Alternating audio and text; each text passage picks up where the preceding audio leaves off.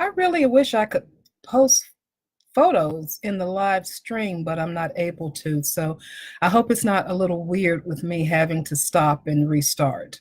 Okay, so I've posted photos of our heroine. Her name is Risa. Now, when you're writing a female lead, she has to be relatable. Um, there's nothing more irritating than to read a story with a grown woman acting like a 12-year-old and throwing temper tantrums. For me, as an adult Black female, I really want to reach through the pages and slap a chick because to me, it's not relatable. And I know there are people who read my books and say, I can't relate to this character. A lot of times, alpha females can't relate to other alpha females. But I write women who have progressed through a career path and they've reached pretty much the top of their game.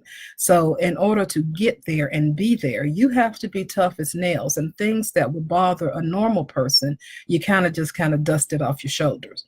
So, that's what you have to look at when you're writing your heroine. She has to be relatable. And quite honestly, she needs a real job. Um, Shopping for a living or stripping, hey, it can pay for college. But with the way that things are going right about now, you want a woman who has a 9 to 5, who's dealing with the same things that your readers are dealing with when they go to work every day. Patty in accounting always wanted to show pictures of her cat. You like, Patty, go sit down somewhere. I want to see your cat. Okay, it's not a human. Sit down somewhere. She also doesn't need a man to come and rescue her. Um, it bugs me a little bit that even in this day and age, that as women, in order for us to have a happily ever after, there has to be a man that comes in and saves us. Why can't we save ourselves? Why do we need to be saved? I don't need nobody to save me. I know how to get to the kitchen. You can cook for me if you want. But that's the thing. You want to write a character that is relatable.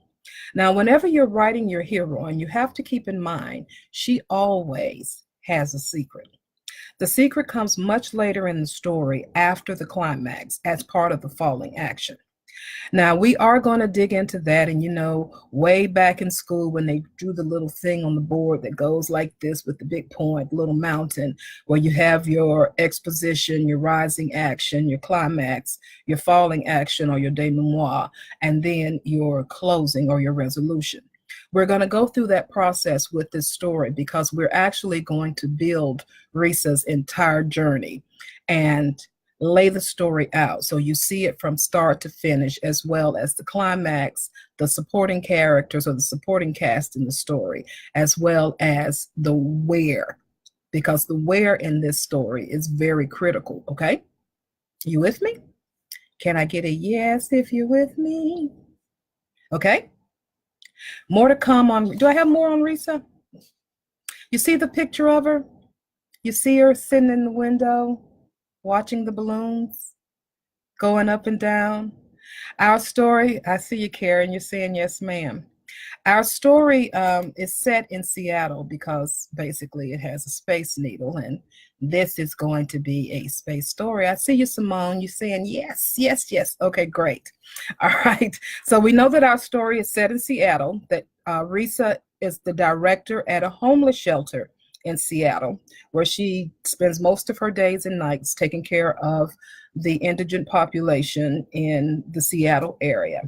And right now she's single, but she also has a secret that we're not going to find out until the climax of the story. Okay? All right, moving on.